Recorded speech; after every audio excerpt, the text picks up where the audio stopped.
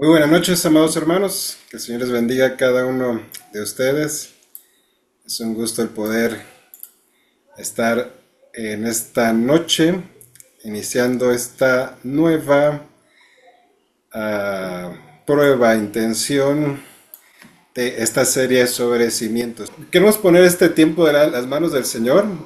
Eh, Ahorita quiero platicarles la intención de esta serie, hermanos, estuve escuchando el sermón del monte que dio el pastor Dan Karam con nuestros hermanos de IBJ, y él hacía algunas preguntas ahí. Él decía, creo que se malinterpreta algunas de las bienaventuranzas, por ejemplo, los mansos, o por ejemplo, el que dé la otra mejilla, y a veces no se interpreta de manera correcta. Y una vez escuchándolo, y también alguien me hizo una pregunta, alguien de la iglesia hace poco, y creí yo, hermanos, que es bueno que veamos una serie sobre cimientos, ¿vale? ¿Qué es? Definiciones de qué son ciertas cosas en la vida cristiana, para que también sepamos nosotros qué responder cuando alguien nos pregunta, o cuando nosotros queremos compartir algo, o a lo mejor también nosotros no sabemos la respuesta y queremos saberla, ¿verdad? Vamos a orar para poner este tiempo en las manos del Señor. Señor Jesús, te doy gracias porque eres bueno, eres fiel, tu misericordia es para siempre. Y como dice ese salmo, Señor, cada mañana al despertar sabemos que podemos confiar en ti, porque tú nos sostienes con tu mano fuerte, con tu brazo extendido. Gracias te damos, Señor, te pongo en tus manos esta nueva serie que vamos a iniciar, pongo en tus manos estas nuevas reuniones, te pido que sirvan para el propósito para el cual yo creo que tú pusiste en mi corazón, y que de aquí, Señor, podamos salir con un anhelo de buscarte, de honrarte, de crecer, de madurar y de ir, Señor, hasta el monte de Sión, que es lo que tú tienes para nosotros. Bendigo a cada uno de mis hermanos que estén aquí, aquellos que lo vayan a escuchar en la retransmisión después, Señor, y te pido que tu palabra pueda fluir como río en medio de nosotros en esta noche. En el nombre de Cristo Jesús, amén y amén. Bien, hermanos, vamos a iniciar esta serie, y como están viendo ahí en su pantalla, se llama Cimientos. Y la primera cosa que vamos a ver es qué significa ser salvo. Y cada clase que veamos vamos a empezar con una pregunta. ¿Qué significa ser salvo? Esa es la primera pregunta que yo les quiero hacer en esta noche. Como se dan cuenta, esto de ser salvos o la salvación no lo podemos definir con una palabra. Es toda una cadena, una escalera que vamos a tratar de compartir en esta noche. Ser salvo no es creer, ¿vale? Eso no es ser salvo. Porque la Biblia dice que los demonios creen, y ellos no son salvos. Entonces queremos tener tratar de compartir qué es o qué significa ser salvo. Y bueno, hermanos, ser salvo es una de las frases que utilizamos nosotros como cristianos, pero podemos utilizar, o vamos a estar viendo varias de las frases que usamos para dar o mencionar todo este proceso de ser salvos. Por ejemplo, cuando un bebé nace, o una de las frases es el nuevo nacimiento. Nosotros le llamamos el nuevo nacimiento, y cuando hay un nuevo nacimiento, pues estamos hablando de un pequeño, ¿verdad? De una vida que está naciendo y que necesita cuidados, comida, necesita alimentación, etcétera. Y para ser salvo, o qué significa ser salvo, es lo que vamos a ver en medio de todo ese proceso. Un bebé no nada más nace y ya está, ¿verdad? Se acabó, no. Hay todo un proceso también ahí atrás. Así que vámonos con nuestra presentación, que solamente son 30 diapositivas para el día de hoy. ¿Qué significa ser salvos? Y dice aquí, muchas cosas suceden cuando somos convertidos a Cristo, y realmente no hay una sola manera de describir la experiencia de salvación adecuadamente. La Biblia, hermanos, nos habla de esta transformación o de este proceso de muchas maneras distintas. Entonces, ¿qué significa ser salvo? Yo les podría compartir que es un proceso. Es algo que inicia, que sucede, pero es un proceso. Y en efecto, algo de lo que dijo nuestra hermana Abel y Toñito es sencillamente, o si lo quisiéramos encapsular y resumir, ser salvo significa que somos salvados de algo. En este caso, somos salvos de el infierno. Y es lo que queremos estar estudiando. ¿De qué somos salvos? Bueno, la palabra ser salvo significa que yo soy salvo de algo. ¿De qué estamos siendo salvos? Bueno, estamos siendo salvos de la condenación eterna. Juan capítulo 3, versículo 16 al 18 dice: porque de tal manera amó Dios al mundo que ha dado a su Hijo unigénito para que todo aquel que en él cree no se pierda, mas tenga vida eterna. Porque no envió Dios a su Hijo al mundo a condenar al mundo, sino para que el mundo sea salvo por él, para que el que en él cree, el que en él cree no es condenado, pero el que no cree ya ha sido condenado, porque no ha creído en el nombre del unigénito Hijo de Dios. Entonces, en pocas palabras, ser salvo es ser salvados de algo. ¿De qué estamos salvos cuando nosotros creemos en nuestro Señor Jesucristo? Somos salvos del infierno. Y hermanos, si de algún tema habló el Señor Jesús repetidamente en las Escrituras, es del infierno. Y eso quiero enfatizarlo aquí porque si ustedes le preguntan a las personas afuera que no son creyentes, ¿de qué tengo que ser salvo si yo soy una buena persona, si yo me porto bien, no le hago mal a nadie, ayudo a otras personas, ¿de qué tengo que ser salvo? Bueno, el Señor Jesús nos habló en reiteradas ocasiones que hay dos lugares, dos finales determinados para esta humanidad. Una es el cielo, donde está nuestro Dios, nuestro Padre Celestial, nuestro Señor Jesucristo, y el otro es el infierno, que fue creado para Satanás y para sus ángeles. Y nosotros tenemos la decisión de en qué lugar queremos estar.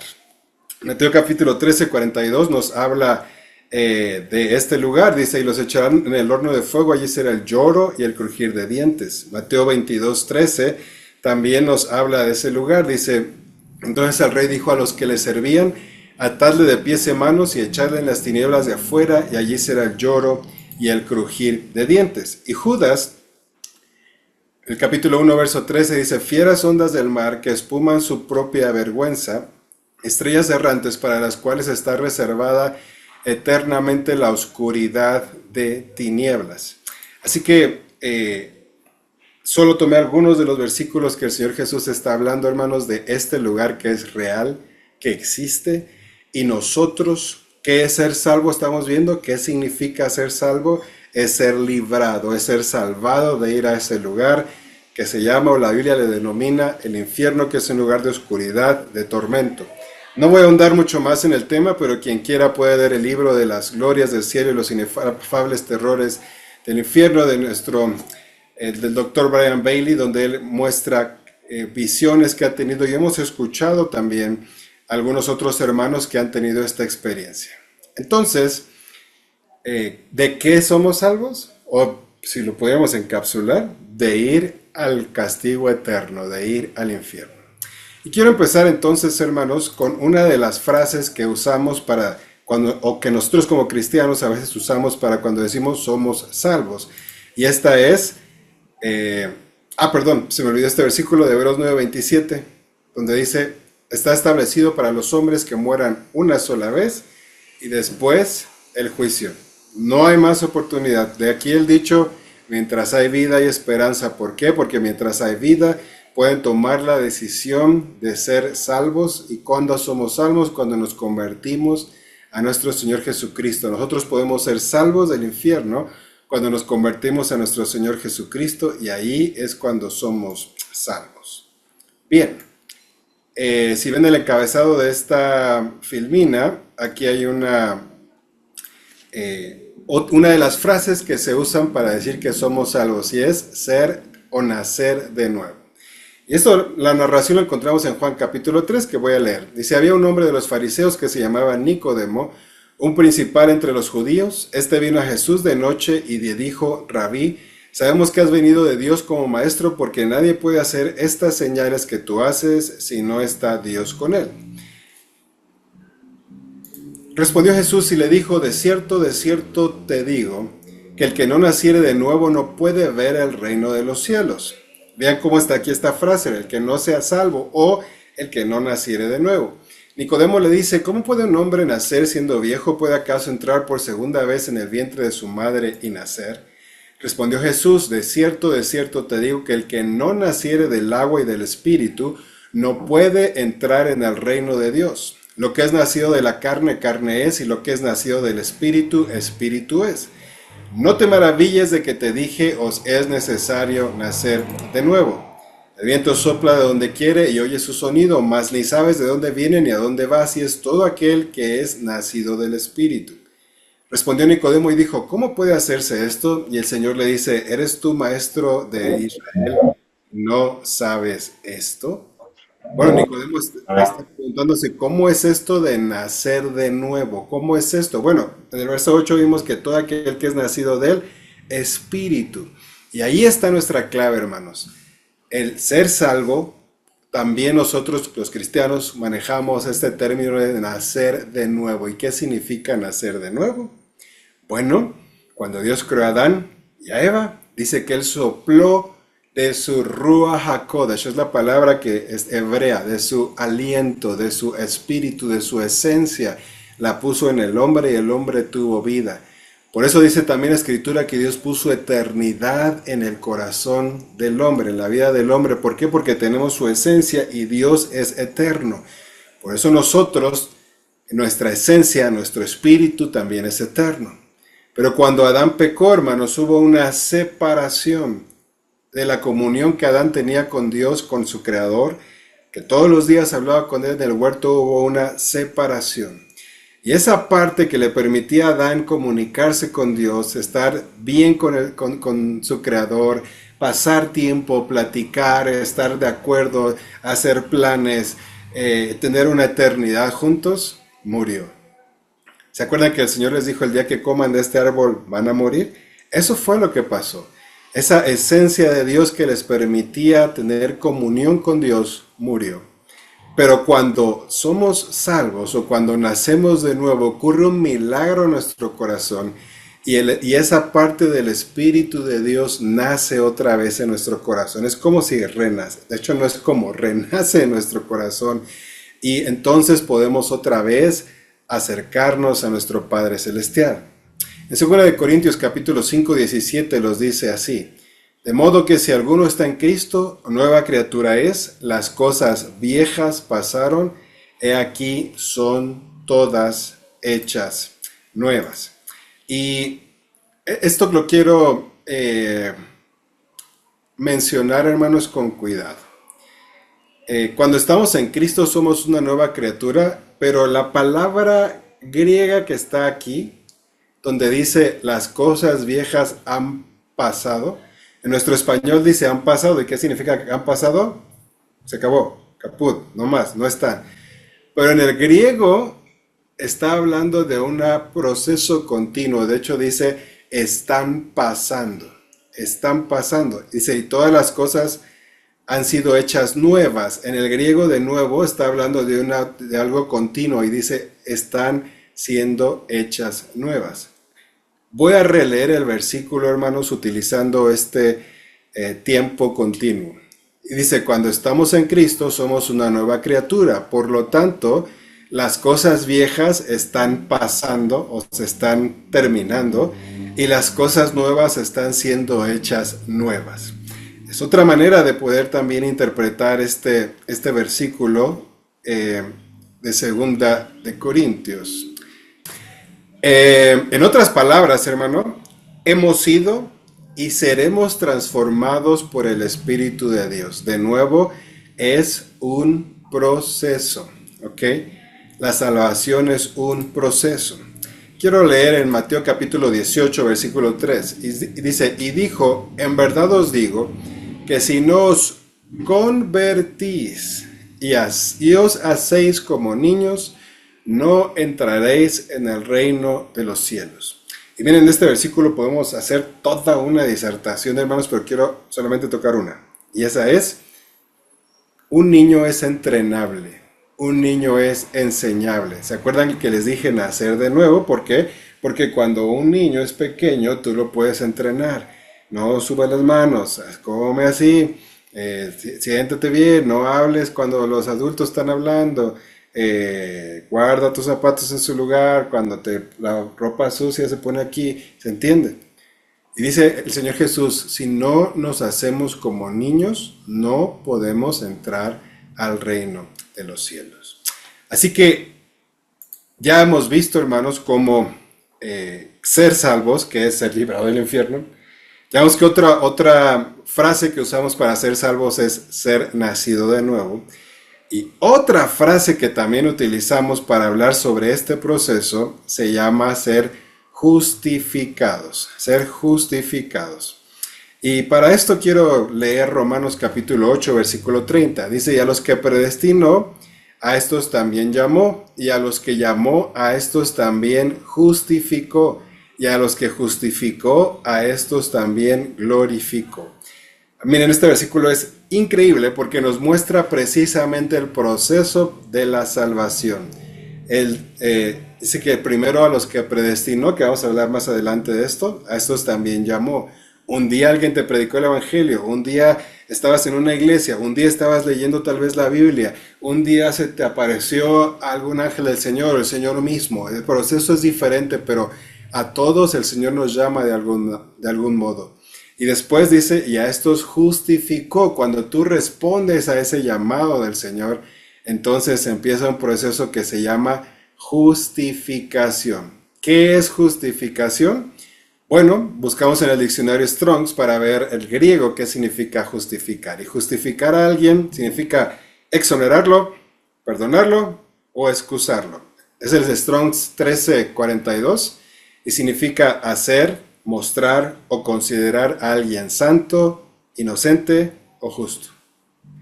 Espiritualmente, sencillamente esto significa, hermanos, que Dios, cuando somos justificados, nos ve como si nunca hubiéramos pecado.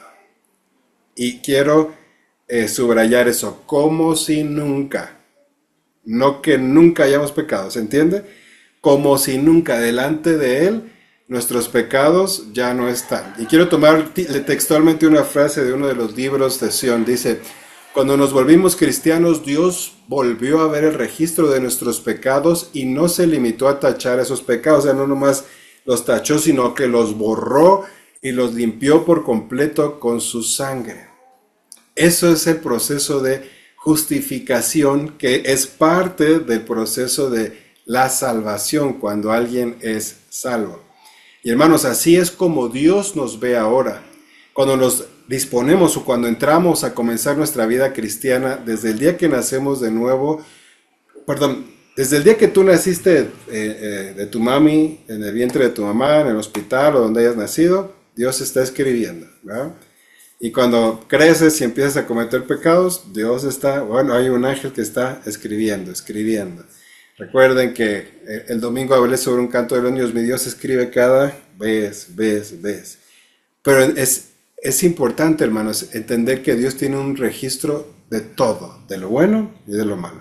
Pero en el momento de nuestra salvación o de nuestra conversión, cuando reconocemos que Jesús murió por nosotros, todos nuestros pecados fueron llevados por Él en la cruz del Calvario, hermanos, en esos momentos, o en otras palabras, cuando nos volvemos cristianos, Dios vuelve a ver el registro de nuestros pecados y los borra totalmente. Veamos algunas pruebas de eso. Isaías capítulo 42, versículo 22 dice, yo deshice como una nube tus rebeliones y como niebla tus pecados, vuélvete a mí porque yo te redimí. Hechos 3:18 dice, así que arrepentíos y convertíos para que sean borrados vuestros pecados, para que vengan de la presencia del Señor tiempos de refrigerio.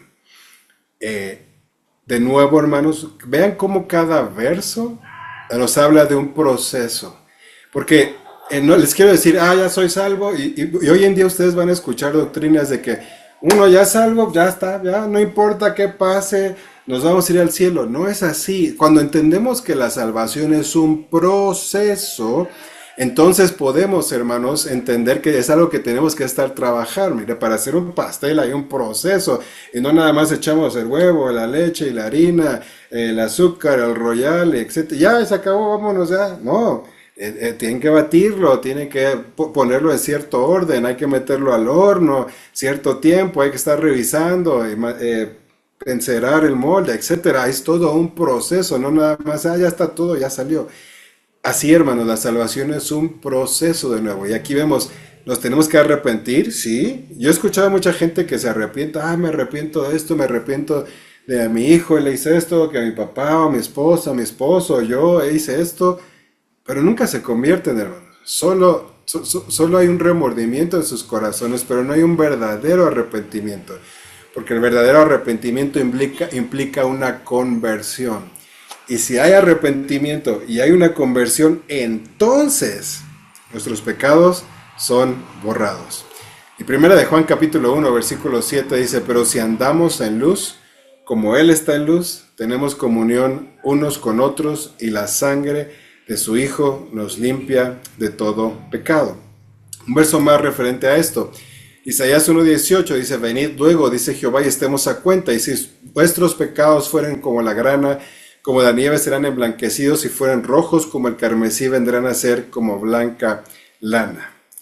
Entonces, ser justificados, hermanos, es que delante de Dios, Él me ve.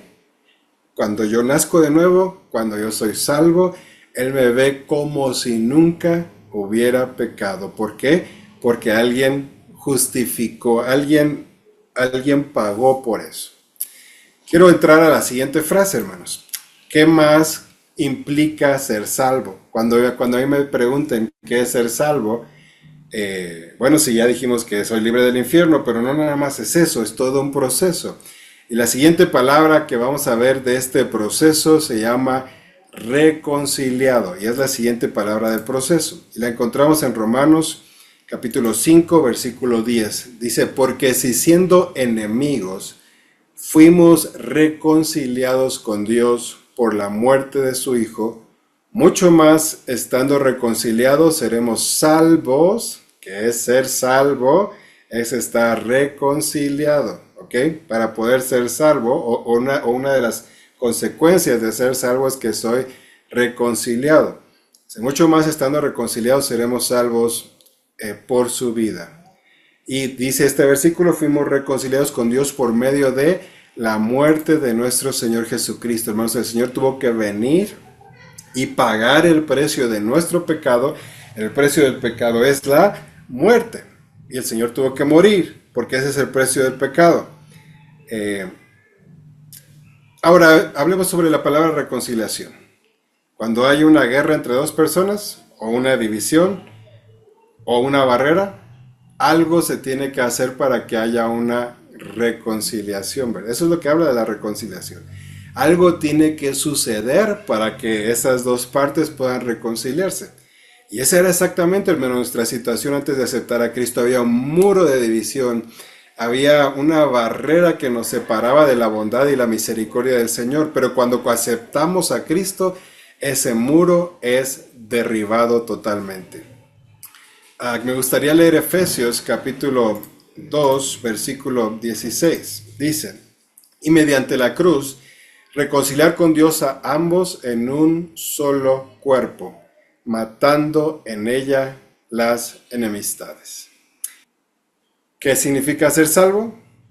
Hemos ya definido brevemente 6 palabras diferentes para explicar lo que significa convertirse en cristiano o ser salvo. La primera, que es el salvo. La segunda es nacido de nuevo. 3, tiene que haber un proceso de transformación. 4, ser convertido. 5, ser justificado. Y 6, ser reconciliado. Entonces, si a mí hoy, después de esta clase o de esta breve introducción, porque no estamos agotando toda la información, hermanos, sobre esto, pero ¿qué es ser salvo? Yo diría, ser salvo es un proceso en el cual yo nazco de nuevo y como un niño empiezo a ser transformado a los hábitos del reino de Dios. Empiezo a ser convertido de mis malas prácticas, de la mala manera de vivir de mi carne, y empiezo a ser convertido. Y delante de Dios soy presentado como justo, pero ese proceso continúa en mi vida. Tengo que seguir siendo justificado en ciertas áreas de mi vida. Y soy reconciliado con Dios para poder tener de ese día en adelante una relación con Él. ¿Ahora esto significa que ya nunca voy a pecar? No, no significa eso. Significa que tengo yo que estar viviendo este proceso. El 3, 4, 5 y 6, hermanos, Es un proceso continuo en nuestras vidas, desde el punto 3 al punto 6. ¿Quién califica para ser salvo? ¿Quién de los seres humanos puede ser salvo? ¿Quién califica? Nadie, hermanos.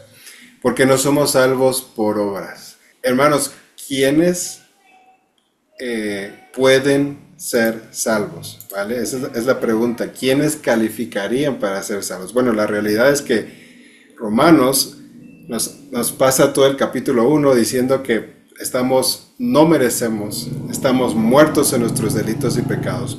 Y estaba escuchando hoy, de hecho, una entrevista que tuvo una persona que a mí me gusta escuchar. Es un cristiano que tiene argumentos sólidos cuando se trata de defender su fe. Ya le dijeron, entonces tú me estás diciendo que para ser salvo la salvación es por fe. Entonces, ¿me estás diciendo que un narcotraficante puede ser salvo? Sí, ¿y qué tendría que hacer para ser salvo?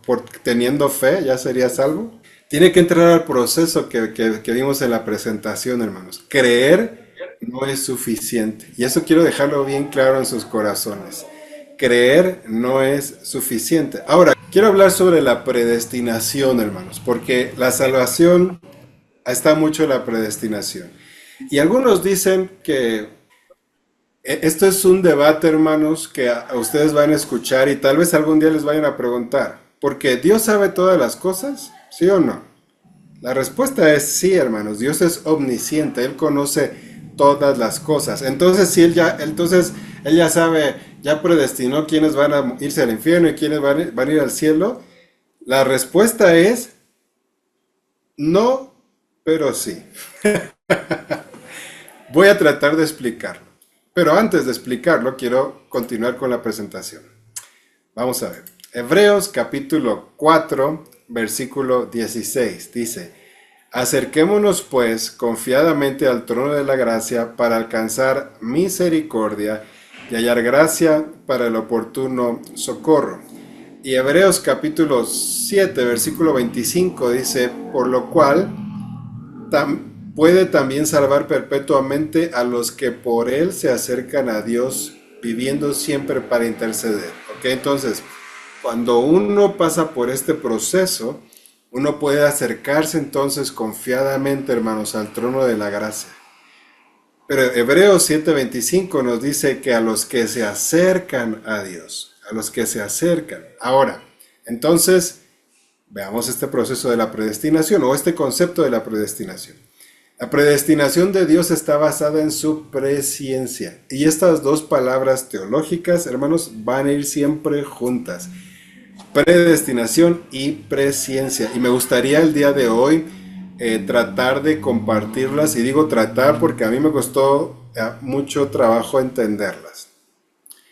¿Qué es la presciencia? Es el conocimiento anticipado de las cosas.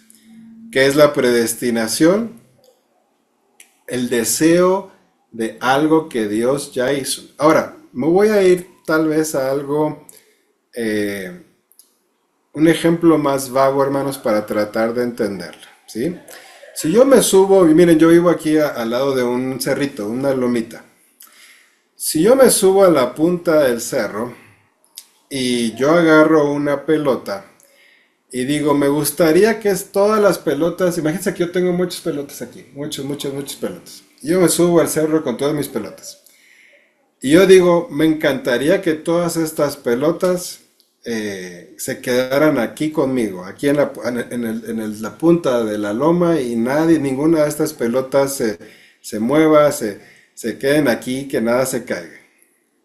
Pero yo sé que si viene un viento fuerte y mueve una de esas pelotas fuera del área donde yo esté, como está de bajada, sé qué es lo que va a pasar con esa pelota. Sé que, aunque yo no quiera, aunque yo quería que estuvieran todas las pelotas ahí conmigo, si el viento o algo causa que esta pelota salga del área donde yo estaba, pues por la ley de la gravedad, o va a bajar esa pelota hasta abajo de la loma donde yo vivo. Sé que les pido disculpas si alguien se ofende con este ejemplo, pero me gustaría ejemplificarlo. La predestinación es el deseo de Dios, pero Él también ya sabe, hermanos, qué es lo que va a suceder. Porque Él conoce todas las cosas. y planifica la vida de todos de acuerdo a este conocimiento. Entonces, regresando al tema del que estamos hablando, quiero explicar la predestinación. Y dice la siguiente diapositiva. Sin embargo, Él da a cada persona la oportunidad de recibir la salvación y la vida eterna. La predestinación es lo que Dios quiso para el ser humano. Él dice que Él no quiere que nadie se pierda, sino que todos procedan al arrepentimiento. Me voy a adelantar una y ahorita regresamos. Segunda de Pedro 3:9 dice, el Señor no retarda su promesa, según algunos la tienen por tardanza, sino que es paciente para con nosotros, no queriendo que ninguno perezca, sino que todos procedan al arrepentimiento. Esto es la predestinación. Dios quiere que ¿cuántos se arrepientan? Todos. Él quiere que todos se arrepientan. Y voy a ver dos versos más. Primera de Timoteo 2:4 dice, quiere que todos los hombres sean salvos y vengan al conocimiento de la verdad. ¿Cuál es lo que Dios predestinó? Es esto, hermanos. ¿Por qué creen que Él envió a su Hijo? ¿Por qué creen que Él estuvo dispuesto a hacer ese pago, hermanos, tan grande, tan inmenso, tan fuerte, que yo todavía, cuando llegue al cielo, tengo algunas preguntas para Él? ¿Por qué? Porque Él quiere que todos sean salvos. Y a veces nosotros decimos, entonces los humanos tienen que buscar a Dios, yo lo tengo que buscar. La respuesta es no, hermanos. Porque Dios pone en nosotros el querer como el hacer. Juan 15:16 dice, no me elegisteis vosotros a mí, sino que yo os elegí a vosotros. Y os he puesto para que vayáis y llevéis fruto, y vuestro fruto permanezca, para que todo lo que pidiereis al Padre en mi nombre, Él os lo dé. Entonces, me voy a regresar 3 filminas. Aquí está. Dice, Dios da a cada persona la oportunidad de recibir la salvación y la vida eterna. Dios no predestina a nadie para ir al infierno, hermanos. Él sangró y murió en la cruz por cada alma. Sin embargo, en su presciencia o en su comienzo anticipado, Él sabe quiénes iban a aceptar el Evangelio y quiénes no, y quién lo va a rechazar. Y quien lo rechace irá al infierno. Ok, estas son 2 de las preguntas más importantes en la vida. Entonces, hermanos, si Él nos escogió, mi primera pregunta sería, ¿por qué Dios me escogió? ¿Por qué? Bueno, si estamos diciendo que Él nos escogió, hermanos, yo me debo de preguntar, Señor, y sería tal vez algo bueno y que les quisiera dejar esta noche en sus corazones, Señor, ¿por qué me escogiste a mí? Dice que Dios le va a dar a cada persona la oportunidad de recibir salvación. Dios a todos les va a dar la oportunidad de escoger, y quiero enfatizar eso, hermanos. ¿Qué significa ser salvo? Ser salvo es, en efecto, ser librado del castigo eterno, pero es algo que sucede instantáneamente y continúa durante mi vida cristiana. Es un proceso que continúa durante mi vida cristiana. No es algo que empezó ahí y se terminó. No, es algo que empezó allí, ¿sí? Pero después de eso sigue un proceso durante toda mi vida cristiana. Oremos para cerrar. Señor, te agradezco por este día, te agradezco por este tiempo.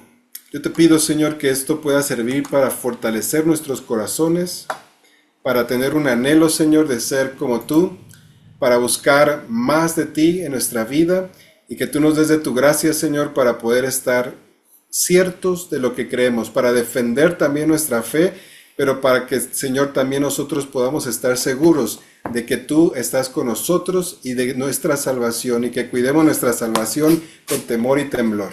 Gracias te doy, Señor, por este día, gracias por este tiempo, y te pido que tú seas con cada uno de mis hermanos, en el nombre de Cristo Jesús. Amén y amén.